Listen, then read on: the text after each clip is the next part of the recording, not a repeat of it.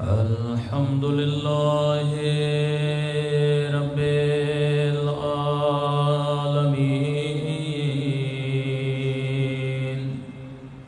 الحمد لله كما هو أهله. الصلاة والسلام على سيد المرسلين وخاتم النبيين أبي القاسم محمد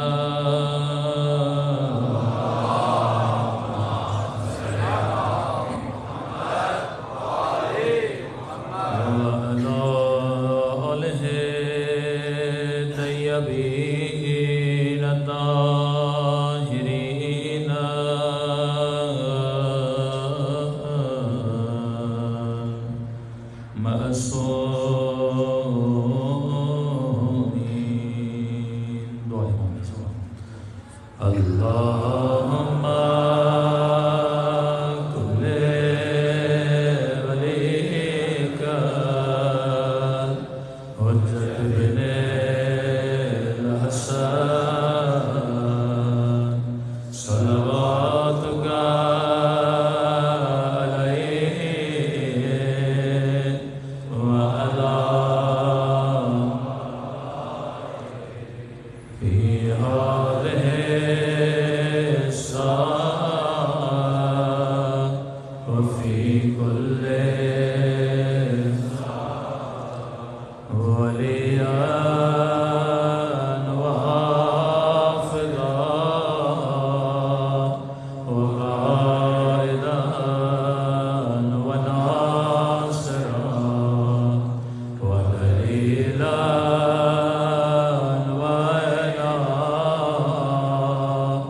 أنت تسكنه أرضك طوعا وتمتعه فيها طويلا برحمتك يا أرحم الراحمين. صلاة پڑھیں.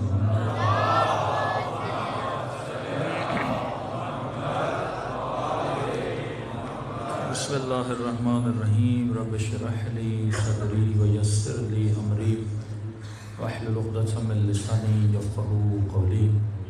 اما بعد فقد قال رسول اللہ ان الحسین مصباح الہدی وسفینۃ النجات. صلوات پڑھیں محمد وعلی محمد.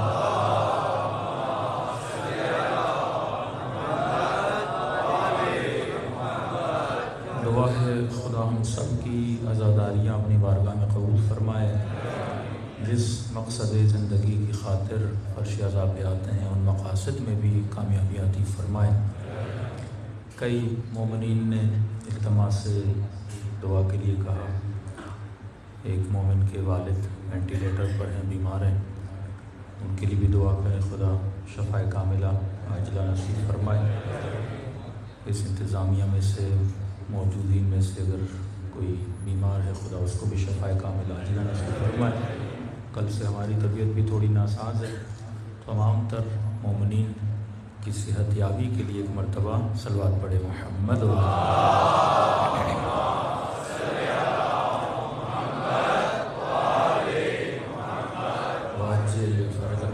آج میں تھوڑا دھیمے دھیمے پڑھوں گا اور وہ خطابت کا زور تھوڑا کم لگے گا. توجہ کے طلب گزار ہیں. عرض کیا کہ کربلا کوئی قصہ نہیں، کربلا تحریک کا نام ہے، کربلا تہذیب کا نام ہے. اگر ہم نے کچھ کربلا سے سیکھنا ہے تو کربلا میرے کام کی چیز ہے. لیکن اگر میں نے قصہ سننا ہے تو قصے بہت ہیں. پاکستان میں ڈیلی اتنے ڈرامے بنتے ہیں، اتنی کہانیاں بنتی ہیں، آپ وقتی طور پہ اس ڈرامے میں گم ہو جاتے ہو. پھر بڑا انتظار رہتا ہے کہ اگلی قسط کب آئے گی، باقاعدہ شدت سے انتظار رہتا ہے کہ اگلی قسط کب آئے گی، کیونکہ قصے کہانیاں ہمیں اپنے اندر گھیر لیتے ہیں، کیونکہ اس کا ایک تسلسل ہوتا ہے، اس میں ایک سسپینس ہوتا ہے۔ تو کربلا کوئی اس طرح کا قصہ نہیں ہے۔ یہاں عجیب بات یہ ہے کہ سب کو پتہ ہے کہ کربلا میں کیا ہوا، شہادت کیسے ہوئی، لیکن بندہ پھر بھی اگلے سال انتظار کرتا ہے۔ یہ کشش ایک عجیب کشش ہے۔ آپ نے جو چیز ایک بار دیکھی ہو اب دوبارہ دیکھنا نہیں چاہتے، لیکن ہر محرم پچھلے محرم سے زیادہ اٹریکٹیو ہوتا ہے۔ ایک بار آپ کربلا ہو کے آتے ہو پھر جانا چاہتے ہو۔ ہر زیارت پچھلی زیارت سے زیادہ اٹریکٹیو ہوتی ہے، کیونکہ کربلا کا تعلق میری روح سے ہے، کربلا کا تعلق میرے وجود سے ہے۔ کبھی کبھی ایسے لگتا ہے کہ کربلا کسی اور کی کہانی نہیں ہے، کربلا ہر زمانے کی کہانی ہے۔ یزید ایک ایسا کیریکٹر نہیں جو تاریخ کا حصہ تھا، یزید ہر زمانے میں ہوتے ہیں۔ کہ میں نے کہا کہ شکل بدل جاتی ہے، کیریکٹر وہی رہتا ہے۔ اب تو اپنے زمانے کا حر بن سکتا ہے، تو اپنے زمانے کا زہیر بن سکتا ہے۔ کہ امام رضا کی ایک روایت بھی ہے،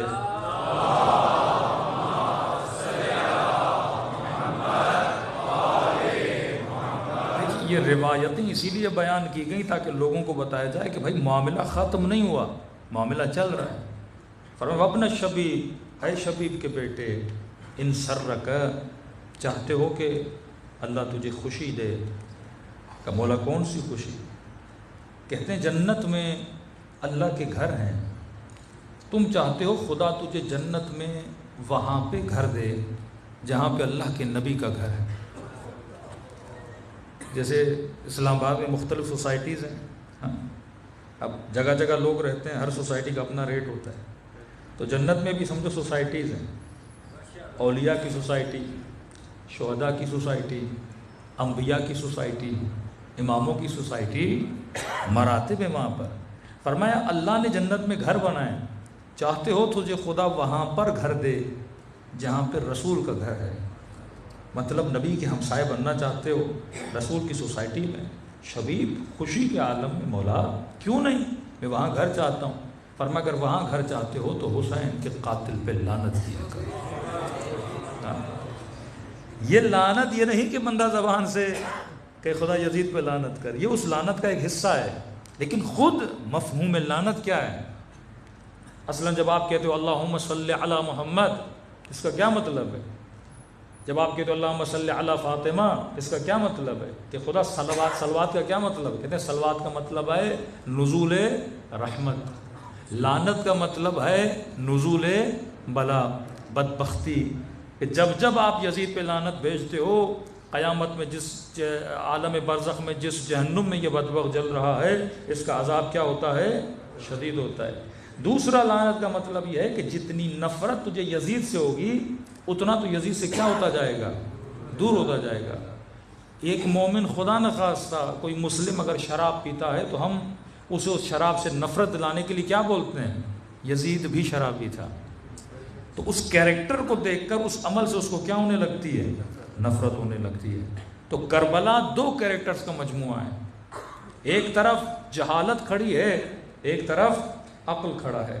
دو لفظ میں نے کل آپ کے خدمت میں بیان کیے تو اس کی تفسیر بیان کریں گے۔ ایک ہے علم، ایک ہے عقل، ایک ہے جہل۔ ہمارے یہاں جاہل کیسے بولا جاتا ہے؟ جس کے پاس علم نہیں۔ اہل بیت کی ڈکشنری میں جاہل کی یہ تعریف نہیں ہے۔ ہم جاہل کیسے بولتے ہیں؟ جس کے پاس علم نہیں ہے۔ بھائی جناب ان پڑھ ہیں تو کیا ہیں؟ جاہل ہیں۔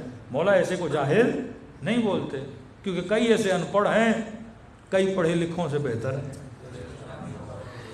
ایک پروفیسر صاحب ہیں، کوئی ڈاکٹر صاحب ہیں، ایک ان پڑھ آدمی ہے، 5 درجے بھی نہیں پڑھا لیکن اس سے زیادہ نیک ہے، اس سے زیادہ متقی ہے، اس سے زیادہ پرہیزگار ہے۔ علم آنے سے تقویٰ نہیں آتی، علم آنے سے تہذیب نہیں آتی۔ اب اہل بیت کی نگاہ میں علم کی بھی ڈیفینیشن الگ ہے۔ مثلا آپ انجینئرنگ کو علم بولتے ہو، آپ ڈاکٹری کو علم بولتے ہو، آپ سائنس کو، اہل بیت اس کو علم نہیں بولتے. اہل بیت ان علوم کو ٹول مانتے ہیں. مثلا آپ انجینئر بنے، انجینئر بن کے کیا بناؤ گے؟ بلڈنگ بناؤ گے. بلڈنگ بنانے کا علم ایک ٹول ہے. کوئی کک بنا، کوکنگ کا علم آ گیا، کھانا بنائے گا. کوئی ڈاکٹر بنا، اسے آپریشن کرنا آتا ہے. یہ علم ابزار اور ٹولز ہیں ذریعہ معاش کے لیے. اہل بیت جس کو علم مانتے ہیں وہ ہے علم النفس، وہ علم جو بندے کو خدا کے قریب لے کر جائے، وہ علم جو انسان کو طرز زندگی سکھائے. ابھی بھاولپور کا واقعہ آپ کے سامنے ہوا. ریٹائرڈ آفیسر آدمی، اتنی ڈیوٹی کرنے والا، ایک یونیورسٹی کا سی او ہو، کیونکہ اس کے پاس ابزاری علم تھا، اخلاقی علم نہیں تھا. علم النفس جس بندے کے پاس نہ ہو، جس کی قسمیں 16-17 قسمیں کھانے کے بعد خدا یہ کہے کہ قد افلح من زکاہا وقد خاب من دساہا، کامیاب وہ ہے جس نے اپنا کیا کیا؟ تزکیہ کیا. انبیاء کی ڈیوٹی یہ نہیں تھی کہ آپ کو کھیتی باڑی سکھائیں. انبیاء کی ڈیوٹی یہ نہیں تھی کہ آپ کو یہ بتائیں گھوڑے کیسے چلائے جاتے ہیں. انبیاء کی ڈیوٹی یہ نہیں تھی کہ آپ کو بتائیں کھانا کیسے بنایا جاتا ہے. یہ علم ابزاری یہ کہیں بھی مل جائے گا. علی کے در سے وہ علم ملے گا جو کسی در سے نہیں ملے گا.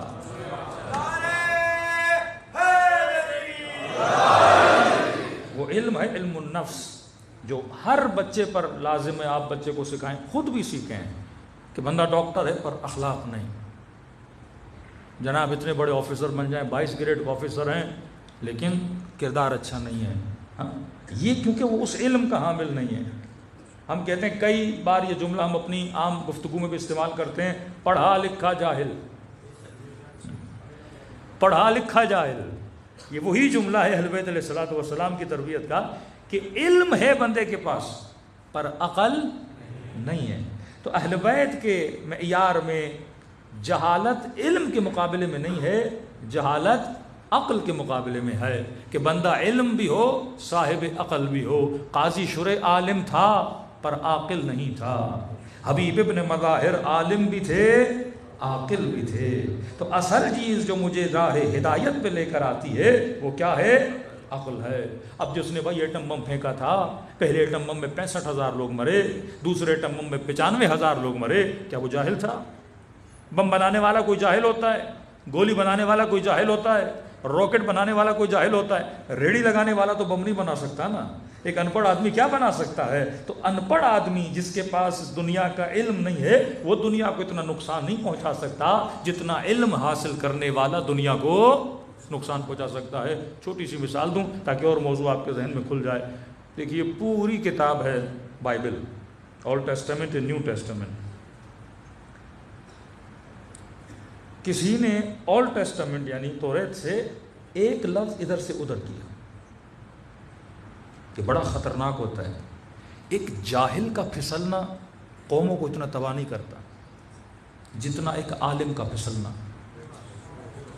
ایک جاہل پھسلا کیا ہوگا؟ جاہل ہی پھسلا نا.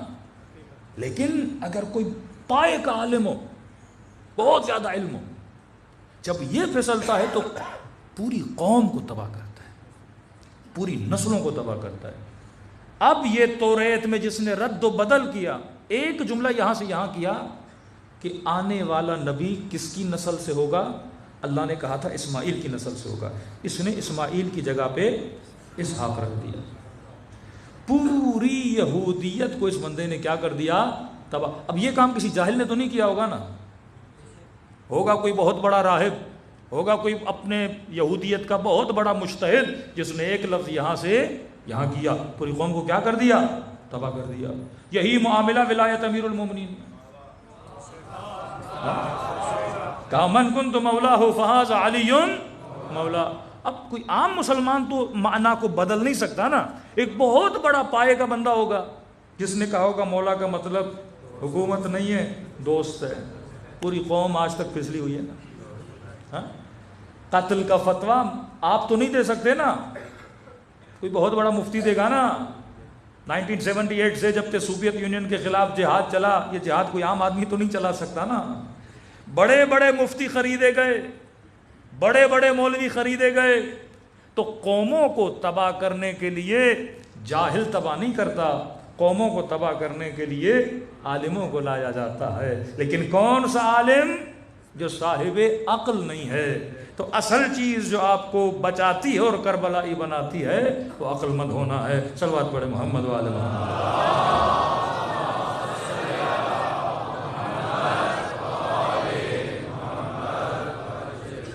اب عقل کیا ہے اس کی تھوڑی سی تعریف کر دیں، پھر میں کربلا کی اصولوں میں سے ایک اصول کا دوبارہ ذکر کروں۔ صلوات پڑھے محمد وآل محمد۔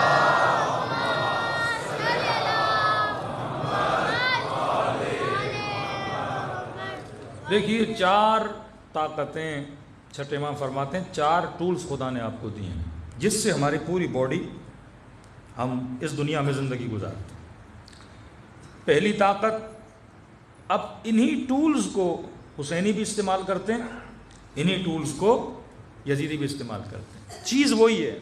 مثال دوں، ایک چھری ہے، چھری سے آلو بھی کاٹ سکتے ہو، ٹماٹر بھی کاٹ سکتے ہو، بھنڈی بھی کاٹ سکتے ہو، اسی چھری سے کسی بندے کا گلا بھی کاٹ سکتے ہو، چیز وہی ہے۔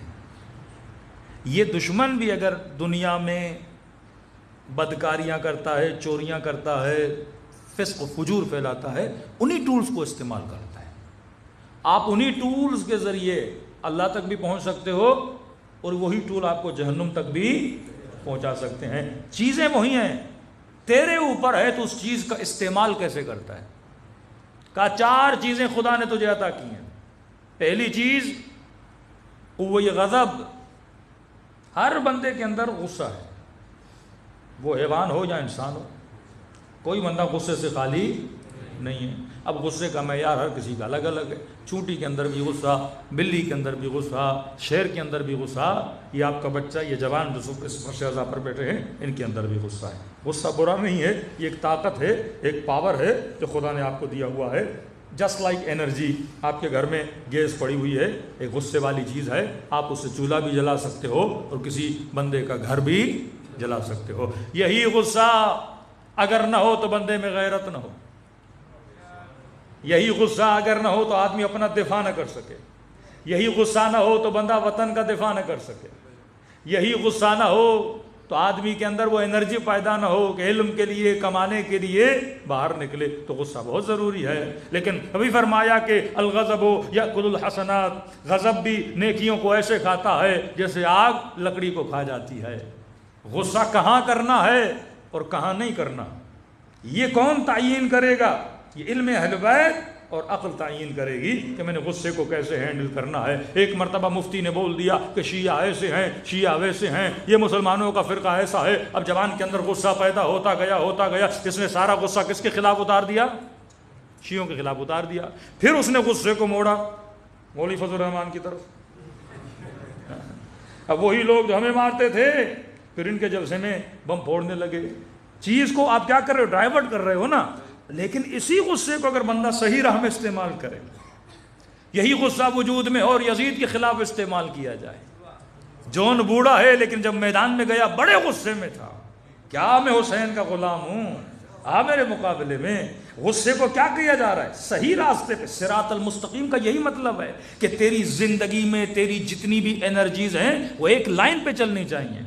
خدا نہ خواستہ اگر یہ ٹریک سے ہٹ گئیں تو تیری زندگی تباہ و برباد ہو جائے گی۔ ایک اور مثال دے کے آپ کو سمجھاؤں، بھائی آپ کی گاڑی اسلام آباد سے لاہور کے لیے روانہ ہوئی اور آپ کی سپیڈ ہے ماشاءاللہ بڑی اچھی گاڑی، آپ 140 کی سپیڈ سے گاڑی چلا رہے ہو، ہاں 140 کی سپیڈ سے گاڑی۔ اب آپ نے کاؤنٹ کیا، اگر 140 کی سپیڈ سے چلوں گا، مثال دے رہا ہوں، مثلا میں 3 گھنٹے میں لاہور پہنچ جاؤں گا، اور اچانک آپ غافل ہوئے، گاڑی کسی اور روڈ پہ چلی گئی، مثلا مری والے روڈ پہ چڑھی گئی، اور آپ کی کاؤنٹنگ ہے میں 140 کی سپیڈ سے کہاں پہنچوں گا؟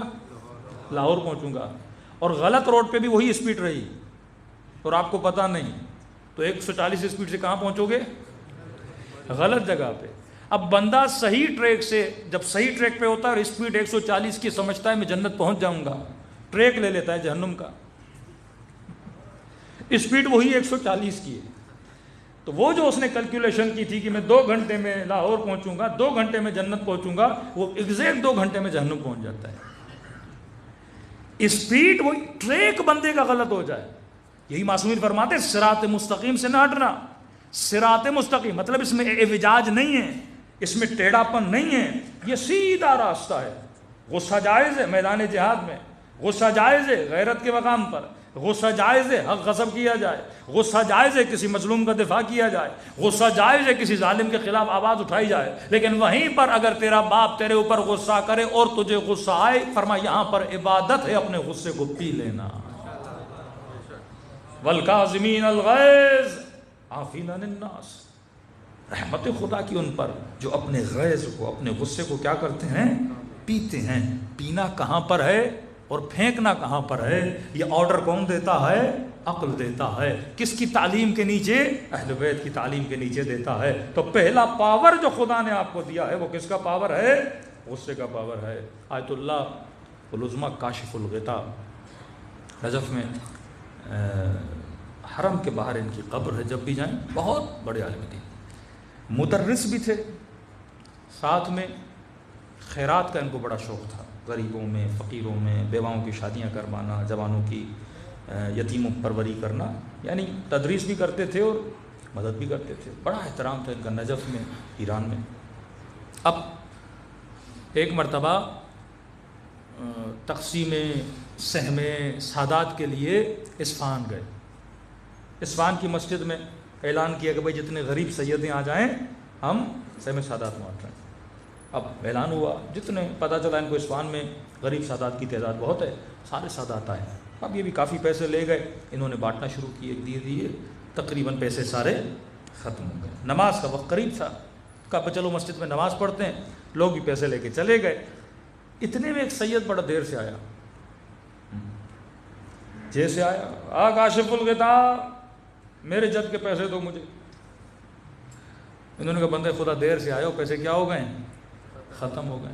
کہا تم مولوی ہمیشہ یہی بولتے ہو، بہت تپا ہوا تھا وہ مولویوں پہ، کہ سارے پیسے ہمارے کھا گئے، ہمارا حق کھا گئے، میں دیر سے آیا تو کیا ہوا، میرا پیسہ نہیں دیا، میرے پیسے تم کھا گئے، بدتمیزی کرنے لگا۔ کاشف الغطاء خاموش کا نہیں ہے بابا، ختم ہو گئے پیسے۔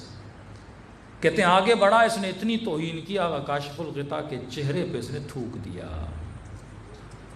داڑھی ان کی بڑی تھی، کہتے ہیں اس کا لعاب دہن آقا کی داڑھی پہ لگ گیا۔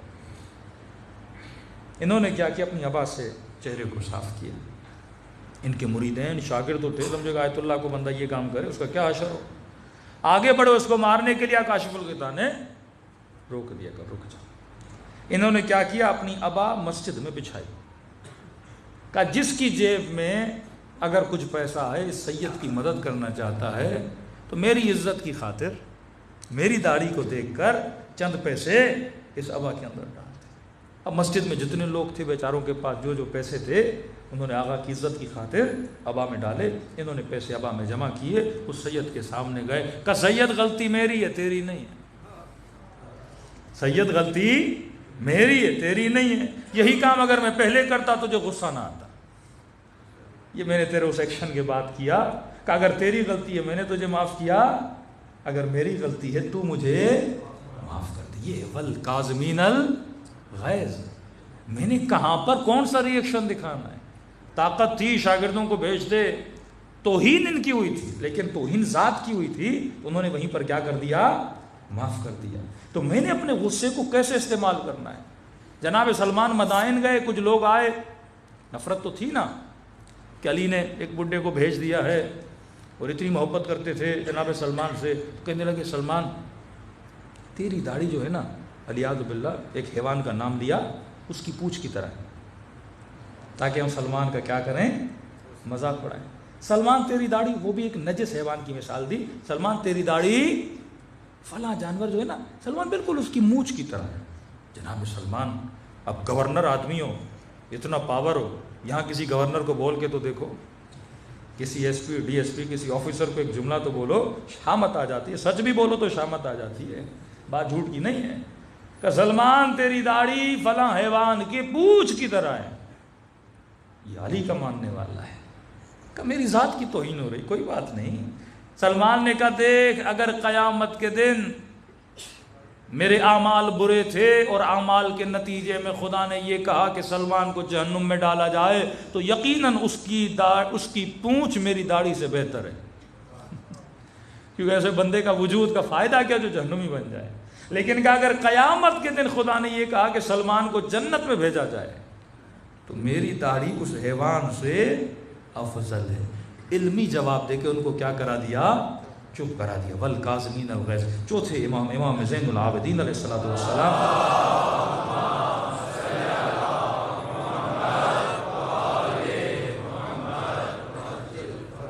مولا کا غلام اوپر سے گرم پانی لے کر آ رہا تھا پتیلے میں.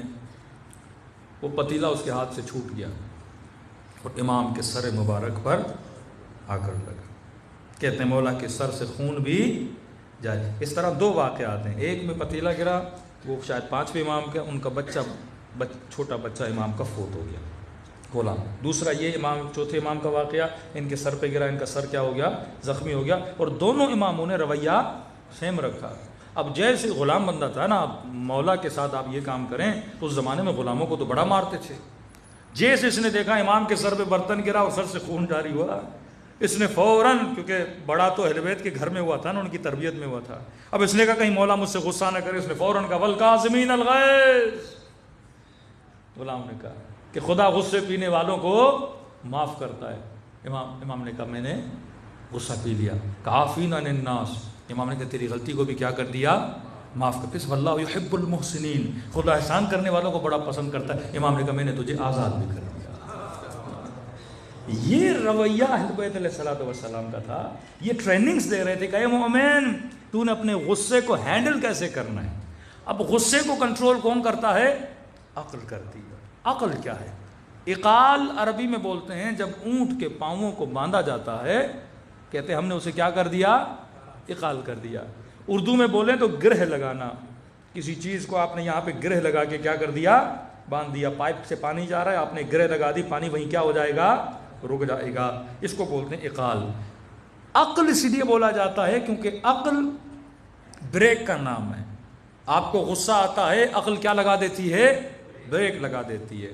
یہ شناس دلاتی ہے کہ جس پر تو غصہ کر رہا ہے، غصہ کرنے سے پہلے دیکھو کہ اس پر غصہ جائز ہے یا حرام ہے.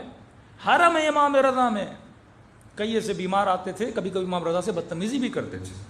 یہ معجزہ ہم مشہد میں ہی ہوا تھا.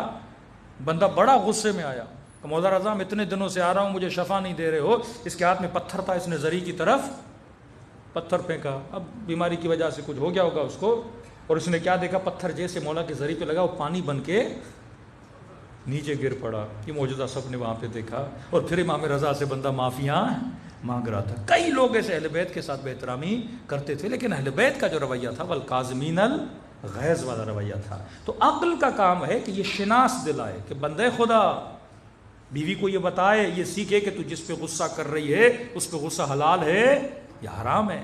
بڑے چھوٹے کی تمیز دلائی جائے.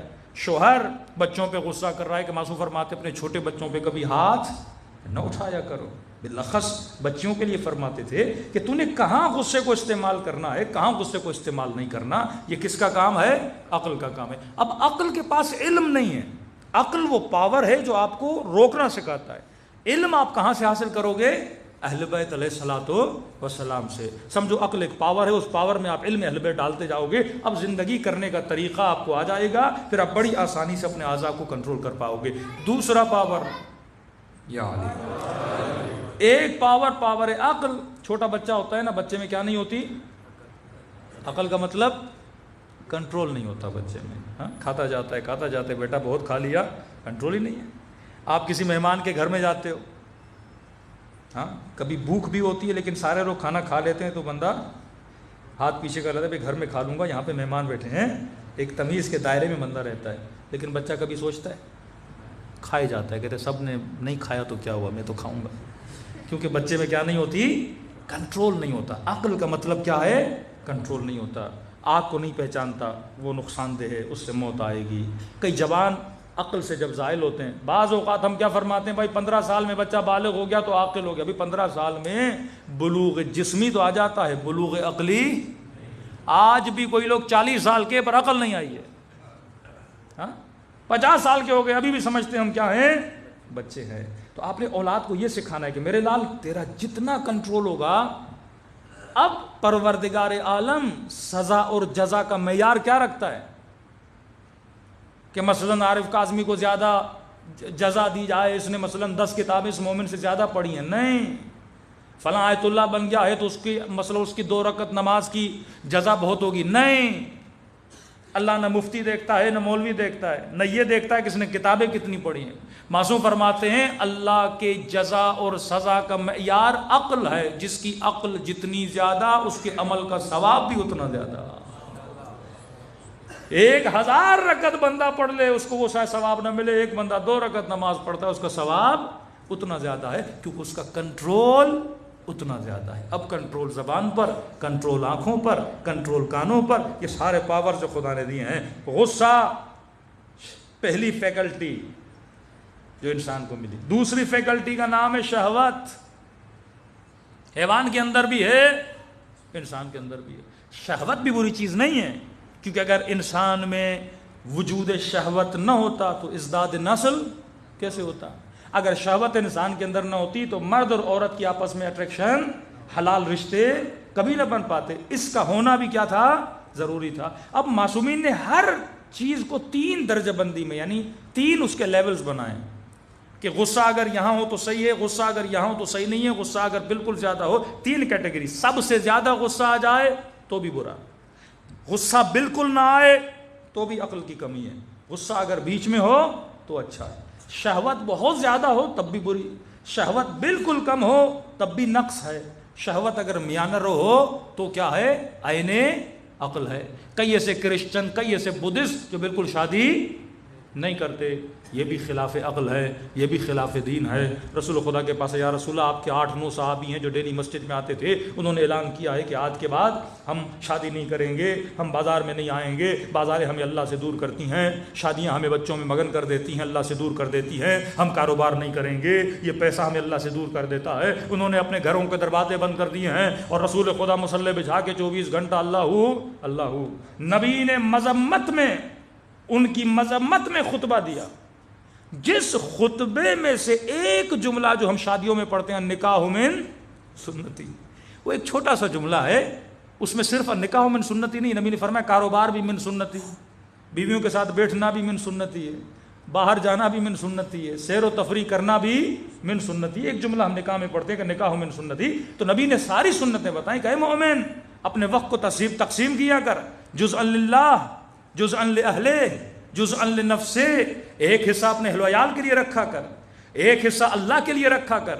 ایک حصہ اپنی ذات کی سیر و تفریح کے لیے رکھا کر، تاکہ تمہارے وجود میں کیا پیدا ہو جائے؟ میانہ روی ہو جائے۔ آج کل معاشرے میں ڈپریشن، انزائٹی، پریشانی کا اسباب کیا ہے؟ ایک بندہ 24 گھنٹہ مصلی پر ہے پھر بھی ڈپریشن کا شکار ہے، کیوں؟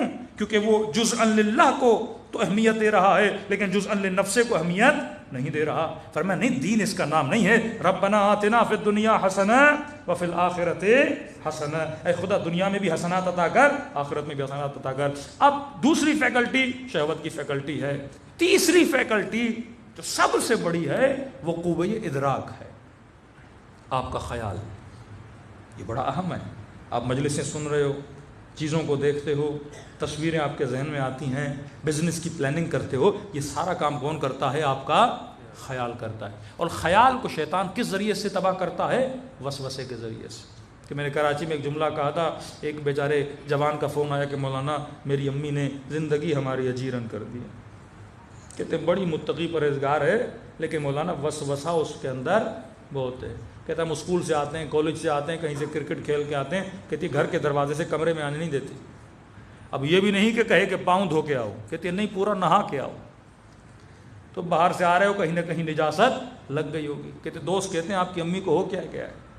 اتنی بار کہتے تم نے ایک بار دیکھا نہانا، دن میں 3-4 بار ہمیں نہانے کے لیے بھیج دیتی ہے۔ وسوسے کی بیماری، بندہ وضو کرے 1 بار 2 بار 3 بار، معصوم فرماتے ہیں وسوسہ شیطان کا بہترین ذریعہ ہے، بندے کو کیا کرے؟ گمراہ کرے۔ کئی لوگوں کو نماز میں وسوسہ ہوتا ہے، اب تجوید بندے نے سیکھی ہے، اب ظالین بولے، والین بولے، سین بولے، سواد بولے، تو ایک بار نہیں نکلتا سواد، دوسری بار نکالنے کی کوشش کرتا ہے۔ ایک بار تو ہم ایران میں کسی کے پیچھے نماز، امام جماعت تھا، کم از کم اس نے 6-7 بار بولا واہ واہ واہ، اتنا اس نے بولا، ہم نے کہی نماز پوری ہماری چلی گئی اس کے ذوات کے چکر میں۔ یہ بھی وسوسہ ہے کہ بندہ سوچے کہ واقعاً زبان سے وہ چیز نکل رہی ہے کہ نہیں نکل رہی۔ امام کا صحابی تھا، اس کی ناک سے خون آیا، خون زمین پہ گرا، قالین پہ گرا. اب وہ نماز میں کھڑا ہو گیا، اب سوچنے لگا قالین پہ گرا ہوگا، قالین سے نیچے گیا ہوگا، نیچے کے بعد میرے پاؤں کو لگا ہوگا. اس کی پوری نماز کیا ہو گئی؟ تباہ ہو گئی. امام کے پاس گیا، امام نے کہا تجھے کس نے کہا تھا تو اتنا سوچے؟ ظاہر پہ حکم کر بندے خدا، زیادہ ڈیپ میں جانے کی ضرورت نہیں ہے. اب بندے کے سامنے کھانا ہے، اب سوچنے لگی ہاں بھائی پاکستان میں تو یہ سوچیں تو آتی ہیں نا، یہ کھانا کس نے بنایا ہوگا، اب کھانے کا پتہ نہیں ہاتھ کہاں کہاں لگایا ہوگا، تیل کیسا ہوگا، برتن کیسا ہوگا. پھر وہ کھانا کبھی کھائی نہیں، یہاں اس ہوٹل میں جاؤ ہی نہیں، یہاں جاتے ہو تو سکون کے بیٹھ کے کھا کے بسم اللہ پڑھ کے وہاں سے بندہ نکل. تو وسوسہ آپ کو کیا کرتا ہے؟ اتنا فکر کو ایکٹیو کر دیتا ہے، وہی بندے کے ڈپریشن کا. دوسرا ذریعہ شیطان انسان کے ادراک کو تباہ کرنے کا وہم ہے. شیطان کا سب سے بڑا ذریعہ جس سے آپ کے برین کو، جس سے آپ کی عقل کو ڈیمیج کرتا ہے، وہ کیا ہے؟ وہم ہے. وَلَنَبْلُوَنَّكُمْ بِشَيْءٍ مِّنَ الْخَوْفِ وَالْجُوعِ وَنَقْصٍ الْأَمْوَالِ. جتنے بھی دشمنان اہل بیت ہیں وہ کس کے ذریعے سے نسلوں کو ڈراتے ہیں؟ وہم کے ذریعے سے. حسین بچوں کو مار دیں گے، گھر کو آگ لگا دیں گے، تیرے اکبر کو مار دیں گے. کس کو ایکٹیو کر رہے ہیں؟ وہم کو ایکٹیو کر رہے ہیں. اب بندے کے اندر خوف آئے گا، وہ راہ خدا کو کیا کرے گا؟ چھوڑ دے گا. یہ ریاکاری، یہ شہرت پسندی، یہ سارا وہم کا تو گیم ہے. یہ علماء کے اندر، خطیبوں کے اندر، ذاکروں کے اندر بھی وہم کی بیماری بہت زیادہ ہے. کسی قوم کے عالم دین نے کہا، ہم نے کہا آپ کیوں نہیں آتے پاکستان میں مجلس پر؟ نہیں مولانا، وہاں تو کامیاب وہ ہوتا ہے جس کا بڑا پروٹوکول ہو، 10 گاڑیاں ہو. یہ کیا ہے بندے کا؟ وہم ہے. قبولیت کی نشانی پروٹوکولز نہیں ہے، قبولیت کی نشانی پروردگار عالم ہے. ایک بندے نے خواب دیکھا، کہتا ایران میں ایک عالم تھا، ایک ذاکر تھا. عالم مجلس سے نہیں پڑھتا تھا، وہ مدرس تھے حوزہ علمیہ میں. ایک بندہ ذاکر تھا بڑا مشہور. کہتے خواب کے عالم میں امام حسین کی زیارت ہوئی. دیکھ تو امام حسین کے سامنے غازی عباس بیٹھے ہیں، غازی عباس کے ہاتھ میں ایک بک ہے، اور امام حسین فرماتے ہیں اور اس بک میں دیکھ رہا ہوں کہ امام کے ذاکروں کے نام لکھے ہوں. کہتے وہ جو مشہور ذاکر تھا، امام حسین نے کہا اس کا نام میری ڈائری سے مٹا دے، کاٹ دے، آج کے بعد یہ میرا ذاکر نہیں ہے. کہ وہ جو مدرس تھا حوزہ علمیہ میں، جس نے کبھی مجلس پڑھی ہی نہیں تھی، امام نے کہا اس کا نام لکھ، یہ میرا ذاکر ہے. کہتے خواب سے اٹھا، پہلے اس ذاکر کے پاس گیا. میں نے کہا میں نے خواب دیکھا ہے کہ امام نے تیرا نام اپنی ڈائری سے مٹا دیا ہے. کہتے تو سچ کہہ رہا ہے. تنگی تھی، روزی کی، روزگار کی تنگی تھی، گزارا نہیں ہو رہا تھا. میں نے ذاکری کو خدا حافظ کہا، اب بزنس کر رہا ہوں. اس نے کہا واقعی امام حسین نے تیرا نام کیا کر دیا؟ مٹا دیا. اس عالم کے پاس گئے، اے عالم دین آپ تو مدرس ہیں، میں نے کبھی آپ کو مجلس پڑھتے ہوئے بھی نہیں دیکھا، لیکن امام حسین نے آپ کا نام اس ڈائری میں لکھا ہے. کہتے ہاں میں نے کبھی لوگوں میں آ کے مجلس نہیں پڑھی، لیکن 1-2 سال سے جب محرم کے دن آتے ہیں اپنے گھر جاتا ہوں، اپنے بچوں کو بٹھا کے حسین کا ذکر کرتا ہوں. بیوی بٹھاتا ہوں، 3-4 بچے جو اللہ نے مجھے دیے ہیں نواسیاں، ان کو بٹھا کے 2 جملے مصیبت کے پڑھتا ہوں، 4 جملے مولا کے فضائل کے پڑھتا ہوں، فرامین کے پڑھتا ہوں. کہ امام حسین نے آپ کا نام کس میں لکھ دیا؟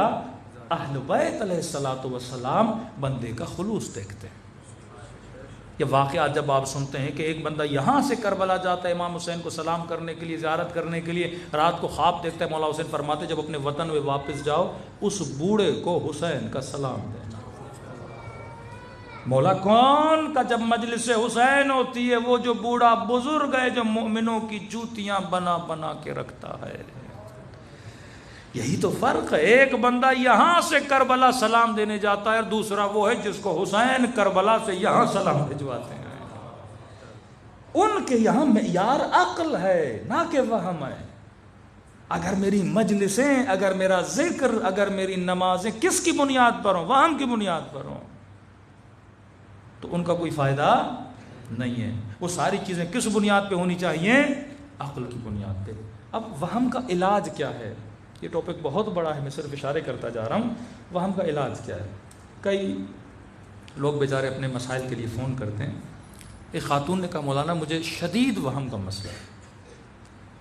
اب شیطان وہم اس چیز کا دلاتا ہے جس سے آپ کیا کرتے ہو؟ محبت کرتے ہو. مثلا جان سے محبت ہے، اچانک آپ کو اس سائڈ پہ درد ہوا، پہلا خیال جو شیطان لائے گا بھائی اٹیک آنے والا ہے. اب خیال کا بھی بڑا کمال ہے، کیونکہ خیال جب آتا ہے نا تو وہ نتیجہ دیتا ہے. آسان کر کے سمجھاؤں، آپ کی مثلاً بڑی محنت سے آپ نے پیسے جمع کیے اور عراق جانے کے لیے مولا کی زیارت کے لیے. اب آپ کی فلائٹ ہے رات کو 10 بجے، آپ ٹریفک میں پھنس گئے. اب ایئرپورٹ 1 گھنٹہ 1.5 گھنٹہ پہلے پہنچنا ہے. اب آپ کی فلائٹ ہو گئی، آپ رستے میں پھنس گئے ایئرپورٹ، آپ کو لگ رہا ہے کہ میں نہیں پہنچ پاؤں گا. آپ کا خیال کیا ہو جائے گا؟ ایکٹیو ہو جائے گا. بولے گا پہنچ نہیں پاؤ گے، جہاز نکل جائے گا، پیسے بھی ضائع ہو گئے، مولا کی زیارت بھی نہیں ہوگی، یہ ہوگا وہ ہوگا. وہ پورا نتیجہ دیتا ہے. اس نتیجے کی صورت میں آپ کی باڈی میں کیا آتا ہے؟ اسٹریس آ جاتا ہے. اب یہاں درد ہوا، آپ نے سوچا بھائی درد ایک شاید اٹیک ہونے لگا ہے. اب وہ آپ کا خیال اٹیک دلواتا ہے آپ کو، آپ کے خیال میں وہ بولتا ہے اٹیک ہو گیا، اور ہو جائے گا تو مر جاؤ گے. مر جاؤ گے، بچوں کا کیا ہوگا، بیوی کا کیا ہوگا. اب ہوا کچھ بھی نہیں ہے، لیکن آپ کے ذہن میں سب کچھ ہو گیا ہے، اور اس سب کچھ ہونے کے نتیجے میں اسٹریس آتا ہے، اور اسٹریس کے نتیجے میں سچ مچ ہو جاتا ہے. خیال اسی لیے بڑا خطرناک ہے اگر اس کو کنٹرول نہ کیا جائے. من یتوکل علی اللہ فہو حسبہ، جو اللہ پہ توکل کرتا ہے خدا کیا کہتا ہے؟ میں اس کا خیال رکھتا ہوں. امام حسین نے کہا حسبی اللہ و نعم الوکیل. کہ مولا حسین بچوں کو لے کر جا رہے ہو، جناب عبداللہ نے کہا بچوں کو لے کر جا رہے ہو، کہیں بچوں کا کچھ نہ ہو جائے. پھر آگے بڑھتے تھے، پھر لوگ کہتے پھر کسی نے فرض رکھنے کا مولا وہاں پہ اتنا بڑا لشکر اور آپ 80-90 لوگ، کیا ہوگا؟ امام نے فرمایا حسبی اللہ نعم الوکیل، حسین کے لیے خدا کافی ہے، میں اتنی بڑی فوج سے ڈرتا نہیں ہوں، اللہ پر ایمان. تو یہ خاتون کہتی مولانا یہ مجھے بڑا مسئلہ تھا. کیا؟ کہتی ہے بیٹا اللہ نے ایک دیا ہے، اس سے بڑا پیار کرتی ہوں. کہتی جب بھی گھر سے باہر جاتا ہے نا ذہن میں آتا ہے بیٹے کا ایکسیڈنٹ ہو گیا، بیٹا مر گیا، کوئی کڈنیپ کر کے لے گیا، یہ ہو گیا. کہتی جب تک گھر واپس آتا نہیں تب تک تو میری آدھی جان نکل جاتی ہے. اب یہ سائیکولوجیکل ایشوز ہیں، یہ بھی کون سولو کرے گا؟ جب تک آپ کی عقل ایکٹیو نہیں ہوگی آپ کی زندگی نہیں گزرے گی. ایک مومن نے تو کہا مولانا اتنی انزائٹی ہو گئی ہے، میں دروازہ کھولتا ہوں مجھے ایسے لگتا ہے میرا ہاتھ دروازے کو چپک جائے گا. اور یہ بھی آتا ہے کہ میں جدا کرنے کے لیے جاتا ہوں، میرا ہاتھ خدا نہ خواستہ وہ کیا ہو گیا ہے؟ الگ ہو گیا ہے.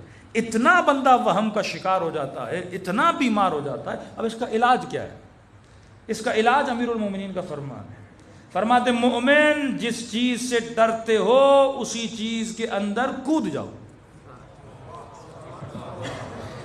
مطلب وہ اس کا حل یہی ہے، کیونکہ اگر آپ کو بولے گا یہ ہوگا یہ ہوگا، آپ کیسے مطمئن کرو گے کہ یہ نہیں ہوگا؟ جب تک بیٹا آئے نہیں آپ مطمئن نہیں ہوگے. تو فرماتے جس چیز سے وہ تجھے ڈرا رہا ہے، میں ہمیشہ مثال دیتا ہوں، وہم اور وسوسے کی مثال ایک تسبیح کی طرح ہے. آپ بولو گے یہ نہیں، شیطان اگلا جملہ لائے گا، اگلا وہم لائے گا، اتنا آپ کو گول گھماتا رہے گا، آپ اس کے گیم سے باہر نکل ہی نہیں سکتے ہو جب تک مارتا نہیں، آپ کی جان نہیں چھوڑتا. تو فرمایا اس کا واحد ترین حل کیا ہے؟ جس چیز سے ڈرتے ہو اسی چیز میں کود جاؤ. اب یہ لگتا ہے دروازے سے ہاتھ چھوڑوں گا تو میرا ہاتھ کٹ جائے گا، بولو کٹتا ہے تو کٹ جائے. اب یہ بولے کہ مثلاً بیٹھو گے اٹیک آ جائے، بولو آتا ہے تو آ جائے. خوف کیا کر دو؟ ختم کر. جو نتیجہ تجھے دکھا رہا ہے اس نتیجے کو ایکسیپٹ کر لو. کہتے ہیں ہوتا ہے تو ہو جائے، حسبی اللہ نعم الوکیل و نعم المولا، اللہ میرا مالک ہے، جو ہوگا کیا ہوگا دیکھا جائے گا. میں نے کہا خاتون ہے تو جملہ بڑا مشکل، لیکن اس پہ عمل کرو گی اللہ تجھے نجات دے گا. مولانا کیا؟ میں نے کہا تجھے کس چیز سے ڈر آ رہا ہے کہ بیٹا مر جائے گا؟ بولو مرتا ہے تو مر جائے. میں نے کس کے حوالے کیا؟ اللہ کے حوالے کیا. اللہ کی امانت تھی. کئی دنوں کے بعد فون آ کے تھی مولانا میرا سب سے بڑا مسئلہ آپ نے حل کر دیا. اب جب میں نے بول دیا مرتا ہے تو مر جائے، اگلا جملہ اس کے پاس ہے ہی نہیں. وہ اب مجھے شیطان کس چیز سے ڈرا ہے؟ یہی وہم راتوں کو آتا ہے. 4 دوست آپس میں ڈسکشن کریں، ڈسکشن جنات کی کریں. ادراک کیا ہو گیا؟ خیال کیا ہو گیا؟ ایکٹیو ہو گیا. اب دوستوں نے کہا بھائی ہم جا رہے ہیں، اللہ حافظ، اور وہ چلے گئے، اور یہ پاکستان ہے اور یہاں لوڈ شیڈنگ ہے. اور آپ گھر میں اکیلے تھے، لائٹ چلی گئی، اور وہ بدبخت 2 گھنٹہ جنوں کی باتیں کرتے رہے. اب بندہ اکیلا، اچانک سے چھت سے آواز آئی ٹھک، فوراً وسوسہ کس کا آیا؟ جن کا. اسے پتا آپ کس سے ڈرتے ہو، وہ اسی سے ڈراتا ہے. معصوم فرماتے ہیں پہلے ان محبتوں سے، فیک محبتوں سے خود کو آزاد کر. تاکہ تجھے وہ نہ ڈرائے. دشمن کس چیز سے ڈراتا ہے؟ بیٹے کو مار دوں گا. اگر بندہ ناموس پسند ہے، غیرت مند ہے، تو اس کو ناموس کا اٹیک دے گا. ویڈیو لیک کر دوں گا، آڈیو لیک کر دوں گا، عزت پیاری ہے یہ کر دوں گا. وہ ہر چیز سے ڈرائے گا. یہ ڈر ہمیں کیا بناتے ہیں؟ غلام بناتے ہیں اس کا. ہاں؟ کمزوریاں آپ کو غلام بنا دیتی ہیں نا. یہی شیطانی وہم اور وسوسے کے ذریعے وہ پوری قوموں کو غلام بناتے ہیں، لوگوں کو غلام بناتے ہیں. اب معصوم کیا فرماتے ہیں؟ جس چیز سے ڈرو اس میں کود جاؤ. اب یہیں آپ کو تھوڑی سی آواز ہے، آپ نے کیا سوچا؟ جن آ گیا. اب اس کو اور ایکٹیو. پہلے آپ کے جو سینسرز تھے وہ اتنے سینسیٹیو نہیں تھے، اور لیکن جیسے وہم آتا ہے آپ اتنے سینسیٹیو ہو جاتے ہو، اگر زمین پہ چونٹی بھی چلے نا وہ بھی آواز آپ کو سنائی دیتی ہے. ہاں؟ اور جب لائٹ آئے گی آپ کو پتا چلے گا کچھ تھا ہی نہیں، یہ میرا کیا تھا؟ وہم تھا. تو وہم شیطان کے گمراہ کرنے کا سب سے بڑا ذریعہ ہے. ابن شمر وہم زدہ تھا. امام حسین نے کہا رے کی حکومت تو دور، رے کی گندم کا دانہ بھی تجھے نہیں ملے گا. وہم زدہ تھا. بعض لوگ خوبصورت چمڑی کے عاشق بن جاتے ہیں. اللہ سمجھانا چاہتے ہیں بندے خدا اس حسن میں بقا نہیں ہے. کتنی دیر بندہ حسین رہے گا؟ کتنی دیر؟ بڑی بڑی ایکٹریسز، بڑے بڑے ایکٹر آپ دیکھیں جو ان کا گولڈن ٹائم ہوتا ہے 10 ایئرز. اپنے زمانے کی بڑی ایکٹر آج کوئی دیکھتا بھی نہیں ہے، کیونکہ لوگ تیرے عاشق نہیں تھے، تیرے ظاہر کے عاشق تھے. اور ظاہر کو بقا نہیں ہے، ظاہر کو فنا ہے. باطن کو بقا ہے. عاشق نور بنو، عاشق کمال بنو، عاشق فنا نہ بنو. شیطان تجھے فنا کا عاشق بناتا ہے. دوسری بات وہ اتنا تیز ہے، 7,000 سال جس بندے نے عبادت کی اس کا مقابلے کرنے کے لیے جگر چاہیے ہوتا ہے. ہم میں اتنی توانائی نہیں شیطان کا مقابلہ کریں. یہ اہل بیت کی رہنمائی ہے کہ بندہ اس کا مقابلہ کر سکتا ہے. یہ تعلیمات اہل بیت ہیں. اعوذ باللہ من الشیطان اللعین الرجیم کا ورد کرنا ہے جو بندے کو شیاطین کے وسوسوں سے کیا کرتا ہے؟ بچاتا ہے. ورنہ وہ انسان کو لوٹ کے چلا جائے، وہ ذہنی مریض بنا دیتا ہے انسان کو اگر تعلیمات اہل بیت. صلوات پڑھے محمد و آل محمد.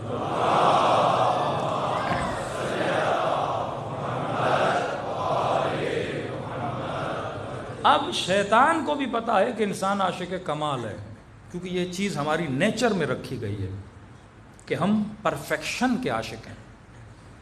آپ کو ہر چیز پرفیکٹ ہو تو اچھی لگتی ہے، پرفیکٹ نہ ہو تو اچھی نہیں لگتی. اب شیطان کو بھی پتا ہے، میں مومن کی خواہش ہوتی ہے اچھا گھر مل جائے. ہاں عاشق ہے، سمجھتا ہے گھر ملنے سے کیا ملے گا؟ کمال ملے گا. میری ایک کمزوری کیا ہو جائے گی؟ دور ہو جائے گی. میں تھوڑا کمپلیٹ ہو جاؤں گا. کیونکہ گھر نہیں ہے، خود کو کیا سمجھ رہا ہے؟ نقص مان رہا ہے. گاڑی نہیں ہے، کیا سمجھ رہا ہے؟ میں ناقص ہوں، ایک چیز میرے پاس نہیں ہے. تو کہتے ہیں چیزوں کو حاصل کرو، کیا ہو جاؤ گے؟ کمپلیٹ ہو جاؤ گے. پیسہ ہوگا تو جہاں چاہے اپنی ضرورتوں کو پورا کرے گا، کیا ہو جائے گا؟ کمپلیٹ ہو جائے گا. لیکن کتنا دے گا؟ چلو گھر مل گیا، گاڑی مل گئی، بیوی آ گئی، بچے آ گئے، جاب مل گئی، پھر کیا؟ اب اسے بھی پتا ہے کہ میں دنیا میں سے کوئی ایسی چیز نہیں دے سکتا جس سے اس کا من بھر جائے. کبھی انسان کا من نہیں بھرتا. لا متناہی خواہشوں کا مالک ہے انسان. پوری دنیا اسے دی جائے پھر بھی کہے گا حل من مزید، اور بھی ہے تو لاؤ. کیونکہ یہ عاشق کمال ہے، کیونکہ یہ پرفیکشن کا عاشق ہے. کہ اب یہاں پہ شیطان ایک ٹیکنیک سے کھیلتا ہے. کیا کرتا ہے؟ یہ چیزوں میں ورائٹیز کو بڑھانا شروع کر دیتا ہے، اور اتنی ورائٹیز بناتا ہے کہ آپ ایک چیز سے دوسری چیز پہ جمپ لگاتے ہو. چیزیں ہی ختم نہیں ہوتی تو بندہ خدا تک کیسے پہنچے؟ وہ چیزوں میں گم، ایک گھر دوسرا گھر. اب گھر چینج کرتا رہتا ہے پوری زندگی، گاڑیاں چینج کرتا رہتا ہے پوری زندگی، موبائل چینج کرتا رہتا ہے پوری زندگی، حسین چہرے چینج کرتا رہتا ہے پوری زندگی. اس کی خواہش ختم ہی نہیں ہوتی، ایک چیز سے دوسری چیز پہ لاتا ہے. تبھی فرمایا اسلام کا ایک بڑا اصول کیا ہے؟ قناعت ہے. فرمایا جو ہے اگر اس کا شکر ادا کرنا چاہتے ہو تو کبھی اوپر نہ دیکھا کرو، نیچے دیکھا کرو. فرمایا امیروں کے گھروں میں جا کر اپنی جھوپڑیوں کو تباہ نہ کیا کرو. اوپر دیکھو گے خواہش پیدا ہوگی. کیونکہ اوپر بہت اوپر ہے. ہاں امیروں کے اوپر بھی بہت امیر ہے, کہاں تک جاؤ گے؟ فرمایا اگر جو رزق اللہ نے دیا ہے اس کا سجدہ شکر دل سے ادا کرنا چاہتے ہو نا تو غریبوں کی جھوپڑی میں جایا کرو. میں مومنین کو کہتا ہوں جو خیرات کرتے, جو راشن بانٹتے ہیں, آج کل رسم میں آپ نے کسی کو پیسے دے دیے, جناب جاؤ راشن بانٹو, یہ بھی ثواب کا کام ہے, اچھی بات ہے. لیکن اگر واقعی فیل کرنا چاہتے ہو نا, کبھی اپنے بچے کو, بیٹے کو, بھائی کو لے جا کر غریبوں کی بستیوں میں جا کے خود بانٹا کرو. اس سے جو آپ کو لذت ملے گی نا, اور گھر واپس آ کر جو اللہ کو سجدے شکر ادا کرو گے نا, اس کا مزہ کچھ اور ہے. فرمایا صحت کا احساس کرنا ہے ہاسپٹل چلے جاؤ. اوپر نہیں دیکھو فلاں بندہ بہت مجھ سے تگڑا ہے, نہیں, ہاسپٹل جاؤ, دیکھو کتنے بیمار زمینوں پہ پڑے ہوئے ہیں. ہاں پھر تجھے قدر ہوگی کہ خدا نے مجھے کون سی نعمت دی ہے. کہ حیات کی قدر کرنی ہے تو ہفتے میں کم از کم ایک بار قبرستان جایا کرو, مردوں کو دیکھا کرو.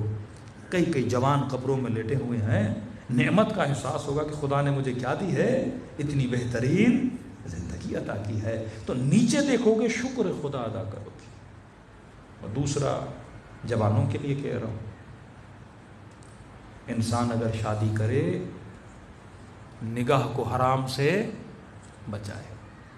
بعض لوگ شادیاں کرنے کے بعد بیویوں کو کیا دیتے ہیں, تانے دیتے ہیں, فلاں کی بیوی دیکھو, فلاں کی بیوی دیکھو, دل میں حسرتیں پیدا کرتے ہیں. معصوم فرماتے ہیں دوسروں کے گھروں کو دیکھ کر اپنے گھر کو تباہ نہ کیا کرو. حسرت کی تو کوئی جگہ ہی نہیں ہے. فرمایا سہم سہام شیطان, حسرت شیطان کے تیروں میں سے ایک تیر ہے. اب یہاں پہ ذرا عقل کو ایکٹیو کرو. جوانوں کے لیے مخصوص یہ جملہ بول رہا ہوں. مثلا آپ کسی مال میں, کسی روڈ پہ, یونیورسٹی میں, کہیں بھی روڈ سے گزر رہے ہو اور آپ کو نگاہ حرام کی کیا ہے, مثلا خدا نخواستہ کسی کو عادت ہے, اب یہ چھٹے امام کی فرمان کی روشنی میں مثال دے کے سمجھا رہا ہوں, آپ کو عادت ہے گناہ کی. اب وہ کوئی خاتون ہو, وہ کسی کی بڑی گاڑی ہو, کسی کا بڑا بنگلہ ہو, کوئی بھی چیز ہو. اب آپ کا گھر چھوٹا ہے, آپ نے کوئی بہت بڑا بنگلہ دیکھا اور گاڑی روک لی کہ جناب یہ بڑا خوبصورت ہے, ذرا گاڑی تو روکو, اس کو ذرا دل بھر کے دیکھ تو لیں. اب دیکھتے دیکھتے کیا پیدا ہو گئی, حسرت. معصوم فرماتے اس سے بڑا کوئی بے وقوف نہیں ہے. اس چیز کو کیوں دیکھتے ہو جسے تو حاصل کر ہی نہیں سکتا. فائدہ ہی نہیں ہے نا اس چیز کو دیکھنے کا جسے تو حاصل ہی نہیں کر سکتا. فرمایا ان چیزوں کو دیکھو جسے حاصل کرنے کی تیرے اندر توانائی. اب میری جیب میں 1 لاکھ پڑا ہوا ہے یا مثلاً 20 لاکھ ہیں, اب 20 لاکھ لے کے میں کسی ایسے شو روم پہ چڑھ جاؤں جہاں 7 کروڑ کی گاڑیاں ہیں تو دنیا کیا بولے گی, بندہ بے وقوف ہے نا. اب 7 کروڑ کی, 6 کروڑ کی, 4 کروڑ کی گاڑیاں دیکھ دیکھ کے اور پھر اس شو روم پہ جاؤں جہاں پہ کلٹس کھڑی ہو اور ویگنار کھڑی ہو, اچھی لگے گی؟ خریدو گے بھی نا تو برا من کر کے اور چہرہ اترا ہوا گھر آؤ گے, یہ کیسی گاڑی ہے. ہاں حسرت پیدا کر کے جا رہے ہو نا چیزوں کو خریدنے. ضرورتوں کی چادر اتنی بڑھاؤ, خواہشوں کی چادر اتنی بڑھاؤ جتنی تیری نیڈ ہے, پاؤں اتنے پھیلاؤ جتنی تیری نیڈ ہے. یہی قناعت کا فلسفہ ہے بندے خدا. فرماتے ہیں جتنا دیکھو گے دل میں حسرت پیدا ہوگی, اور حسرت پیدا ہونے کا فائدہ ہی نہیں ہے کیونکہ اس چیز کو تو پورا نہیں کر سکتا. وہ چیز دیکھ جس کو حاصل کر سکتا ہے. مثلا اب یہاں پہ معصومین نے پھر کھلا دروازہ رکھا ہے. جوان ہے, کسی خاتون کے رشتے کے لیے جاتا ہے, پکا ارادہ ہے میں اس سے کیا کروں, شادی کروں. چیز قابل حصول بھی ہے. فرماتے ہیں یہاں شریعت اجازت دیتی ہے آپ اس کو دیکھ بھی سکتے ہو. یہاں تک معصوم نے فرمایا آپ اسے بولو بھائی تھوڑا چل کے دیکھو تاکہ دیکھوں کہیں ٹانگ وانگ میں فریکچر تو نہیں ہے. ہاں بندہ صحیح طریقے سے چل پھر تو سکتا ہے. اس پہ معصومی نے بہت کھلی اجازت دی ہے. جہاں حصول ہے, شادی کرنا چاہتا ہے, وہاں پہ دیکھنا حرام نہیں ہے کیونکہ نیت کیا ہے, شادی کی, حاصل بھی کر سکتا ہے, اوقات بھی بندے کی ہے, تو وہاں کوئی حرج نہیں ہے. لیکن بندہ روڈ پہ گزر رہا ہے, لاکھوں عورتیں وہاں پہ گزر رہی ہیں, ہر کسی کو دیکھے آہ حسرت بھرے جا رہا ہے, یہ گھر پہنچے گا تو اس کا ستیہ ناس ہی ہو جائے گا. خسرت دنیا والآخرہ. یہ عادت بڑی بری چیز ہوتی ہے, بہت بری چیز ہوتی ہے. ایک جناب, یہ میں نے شاید کئی مجلسوں میں بتایا ہے, ایک بڈھے سے آدمی تھے اور بڑھاپے میں پتہ نہیں کئی بیماریاں, پھر جوانی آ جاتی ہے بعض لوگوں کو. کہتے ہیں معصوم کا فرمان ہے بڑھاپے میں بندہ حریص بہت بن جاتا ہے, کنجوس بن جاتا ہے, حریص بن جاتا ہے, اپنی چیزوں کو سنبھالنے کا حرص اس میں آتا ہے. یہ بیماری بڑھاپے میں آتی ہے. اب کہتے ہیں ایک جناب بڈھے سے تھے, آگے بیٹھے تھے، ہاتھ میں تسبیح، ذکر خدا. اس دن میں نے کہا نا جہاز میں ذکر بھی کر رہا تھا، ایک شیعہ مومن کو لعنت بھی بھیج رہا تھا. ایسی تسبیحوں کا کوئی فائدہ، ذکر بھی عملی ہو. کہتے جناب بیٹھے تھے گاڑی میں، اب ظاہر بس میں خواتین بھی آتی تھی. کہا ایک بدحجاب عورت گاڑی میں سوار، اس نے جیسے دیکھا کہا استغفر اللہ ربی اللہ. پھر دوسری کوئی خاتون سواری، پھر دیکھ کے کہا استغفر اللہ ربی اللہ. کہا دیکھ بھی رہا تھا، استغفر اللہ بھی کہہ رہا تھا. پھر تیسری آئی، اس نے کہا استغفر اللہ ربی اللہ. بولے کہ اب اس کو ضرورت پڑی کچھ کھانے پینے کی، اس نے تھوڑا اپنا بیگ کھولا، کچھ چیزیں نکالی، کھا رہا تھا. اتنے میں ایک چوتھی خاتون آئی، اس نے دیکھا نہیں تو جوان نے کہا قبلہ صاحب چوتھی استغفر اللہ بھی آ گئی ہے. اس ذکر کا فائدہ کیا بندہ خدا؟ گناہ بھی کر رہا ہے اور کہہ رہا استغفر اللہ ربی وتوب الیہ.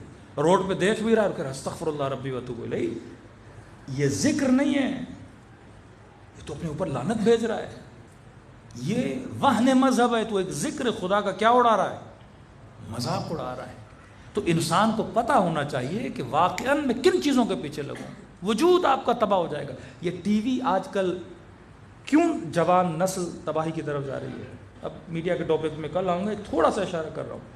ایک تحقیق آئی یو کے میں اور یورپ کے چند کنٹریز میں کہ وہاں کی مخصوصاً خواتین میں ڈپریشن کا ریشو بہت ہائی پہ چلا گیا، ہائیسٹ لیول پہ. انہوں نے ریسرچ کی کہ آج کل کی بچیاں ڈپریشن میں کیوں جا رہی ہیں. ایک مزیدار رپورٹ باہر آئی کہ جن بچیوں میں ڈپریشن کا ریشو زیادہ ہے وہ زیادہ تر انسٹاگرام یوز کرتی ہیں. انسٹاگرام کی وجہ سے ڈپریشن کیوں آیا؟ کیونکہ انسٹاگرام میں جب آپ فوٹو نکالتے ہو تو کتنے فلٹر لگتے ہیں؟ 3 4 فلٹر لگاتے ہیں. مطلب بندہ اتنا خوبصورت ہے نہیں. اب یہ بھی ایک بے وقوفی ہے. مولانا یہ موبائل بڑا اچھا ہے. میں نے کہا کیوں؟ کہ فلٹر بڑا اچھا ہے مولانا اس میں. جب تیری شکل ویسی ہے ہی نہیں تو اس فوٹو کو دیکھ کے خوش کیوں ہو رہا ہے؟ یعنی یہ بھی ایک بے وقوفی اور بے عقلانہ حرکت ہے. کہ یہ جتنے بھی انسٹاگرام پہ فوٹو چڑھاتی ہیں ایک نہیں 4 فلٹر لگا کے. اب صبح کو جب خود کو آئینے میں دیکھتی ہے تو اسے اپنی شکل ہی اچھی نہیں لگتی، کیونکہ وہ فلٹر والی شکل، اپنا اوریجنل چہرہ آج لوگوں کو اچھا نہیں لگ رہا، کیونکہ اتنا وہ فلٹر زدہ چہرہ دیکھ چکی ہیں. پھر آپریشن پہ آپریشن، پھر بیوٹی کے آپریشن، پھر مختلف چیزیں. انسان اپنے آپ سے ہی راضی نہیں ہوتا، دنیا میں اس کا سکون کیا ہو جاتا ہے؟ تباہ ہو جاتا ہے. امام حسین کیا فرماتے ہیں؟ جون ہمارے مکتب میں معیار رنگ نہیں ہے جون. کئی سفید رنگ والے پیچھے کھڑے ہوں گے لیکن خدا قیامت میں تیرے چہرے کو نورانی بنا دے گا. ہاں یہ معیار ہے. بلال حبشی عرب غلاموں کو ساتھ نہیں بٹھاتے تھے، رنگ کے کالے ہیں. رسول نے بلال کو مؤذن امت بنا دیا کہ جس کو تو بٹھانا برداشت نہیں کر سکتا تھا، اب جب تک وہ بلائے گا نہیں تو مسجد میں نہیں آ سکتا. بلال بلاتا تھا. یہ وہ مکتب ہے جہاں پہ ان چیزوں کی کوئی ویلیو نہیں ہے. ان چیزوں کو ویلیو دو جو اصل میں ویلیوبل ہے. اور وہ کب ہوگا؟ جب تمہاری عقل کا کنٹرول مضبوط ہوگا. اپنے وہم پر، اپنی شہوت پر، اپنے غصے پر کنٹرول کرو گے تو دنیا بھی آباد. کل انشاءاللہ اس کے 3 لیولز کو ہم بیان کریں گے تاکہ آپ کو پتہ چل جائے کہ میں نے اپنی زندگی کو کیسے گزارنا ہے. صلوات پڑھے محمد.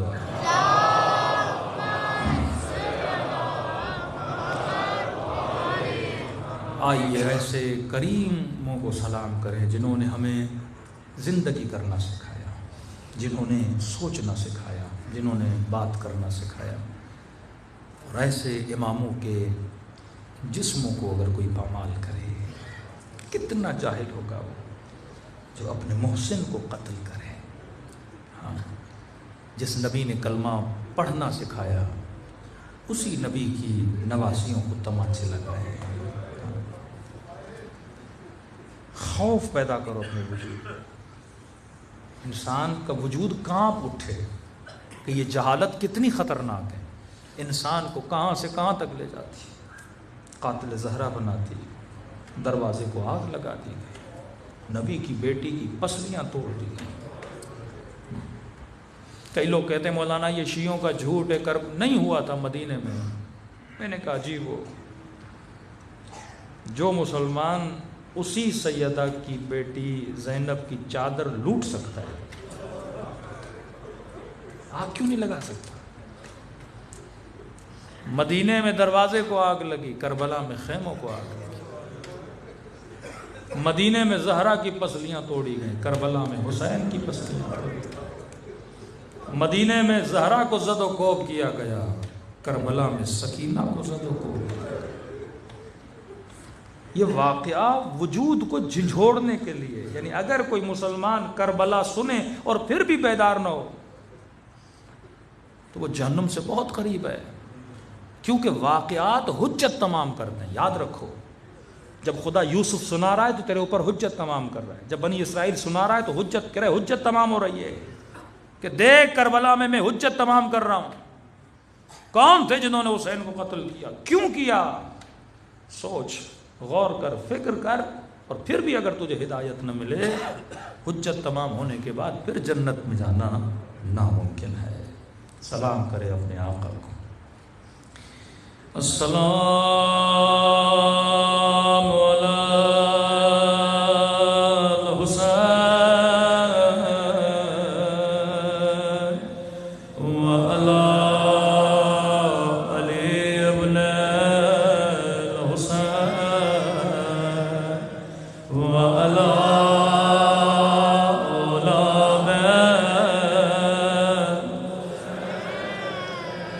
وعلی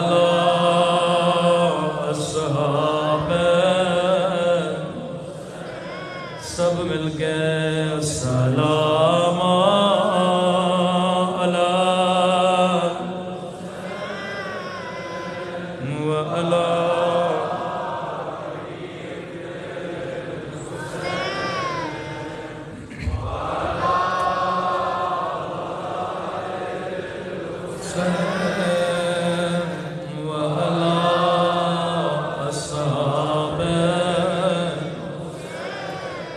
سب مل کے السلام علی الحسین وعلی علی ابن وعلی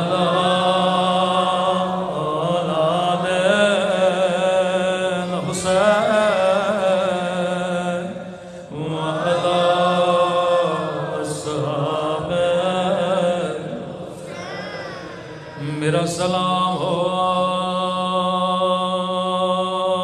زینب کی لٹی ہوئی چادر پہ، میرا سلام ہو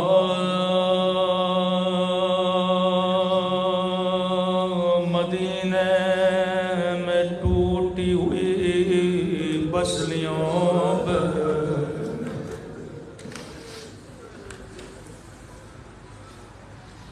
ہر مصیبت کی کوئی تاریخ ہے، پسلیاں ٹوٹنے کی بھی بڑی تاریخ ہے۔ اہل بیت میں سب سے پہلی پسلی مدینے میں توڑی گئی۔ امام حسن فرماتے ہیں ذاکر میرے اصلی مذاہب کیوں نہیں پڑھتا؟ کہنے لگا مولا میں آپ کے سارے مذاہب پڑھتا ہوں۔ فرمایا میرے اصلی مذاہب پڑھا کرو۔ مولا یہ کون سے مذاہب ہیں؟ فرمایا میرے اصلی مذاہب مدینے کی گلی میں ہے، ایک دروازے کو آگ لگے تھے، اماں زہرا دروازے کے پیچھے تھے، میں فریادیں کر رہا تھا کوئی آئے میری اماں کو بچا لے،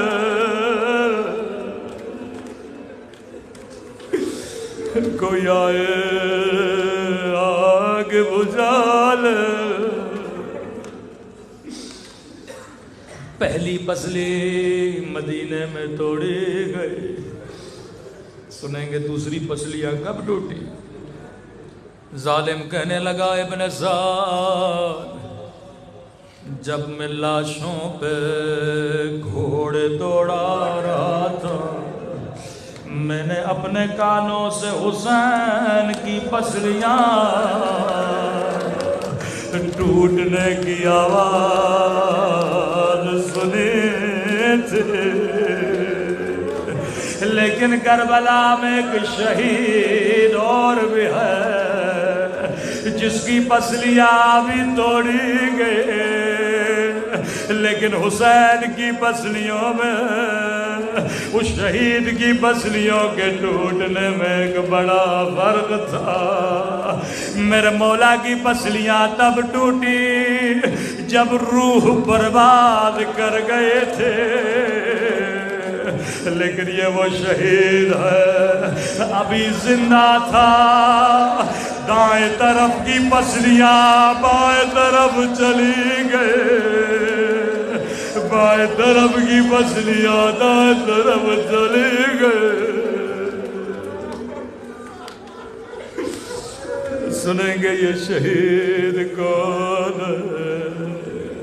یہ حسن کا یتیم قاسم،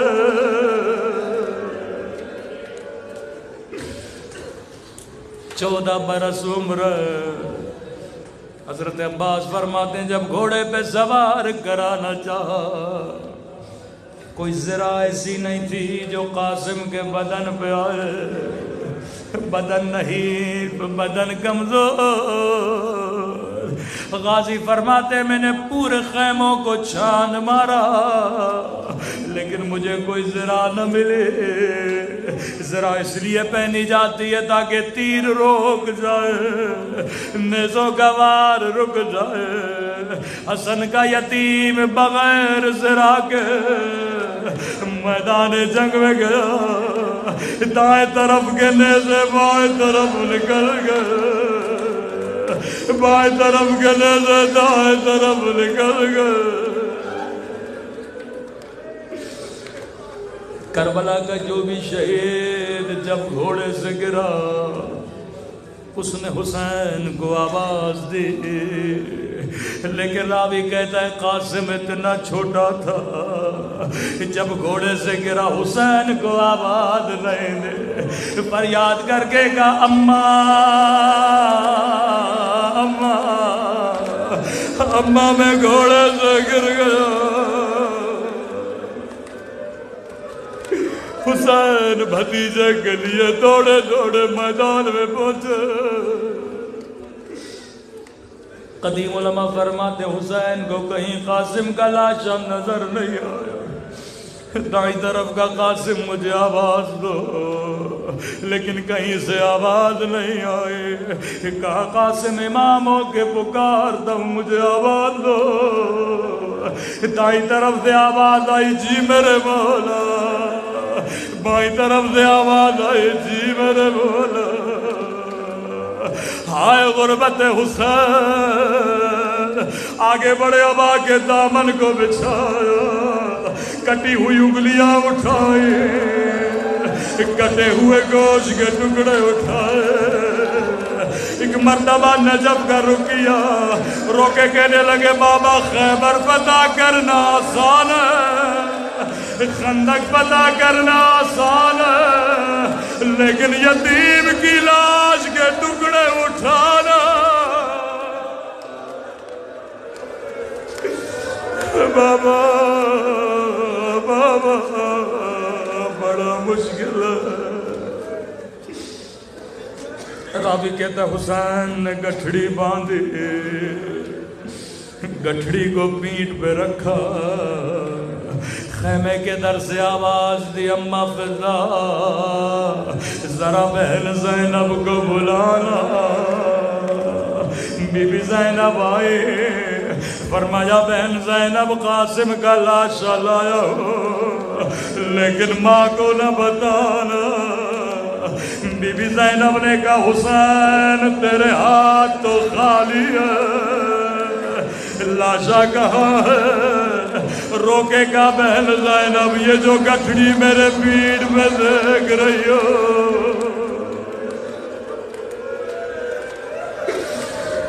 اس میں قاسم کے لاش کے ٹکڑے ہیں۔ فضا کہتی ہیں قیامت کا منظر تھا، ایک مرتبہ گٹھڑی کھلی، بی بی قاسم کی ماں بی بی جناب قاسم کی ماں کی نگاہ پڑے، رو کے کہنے لگی ہائے میرا یتیم بچہ، ہائے میرا غریب قاسم، اے خدا پرواہ کی قربانی کو قبول فرما لو۔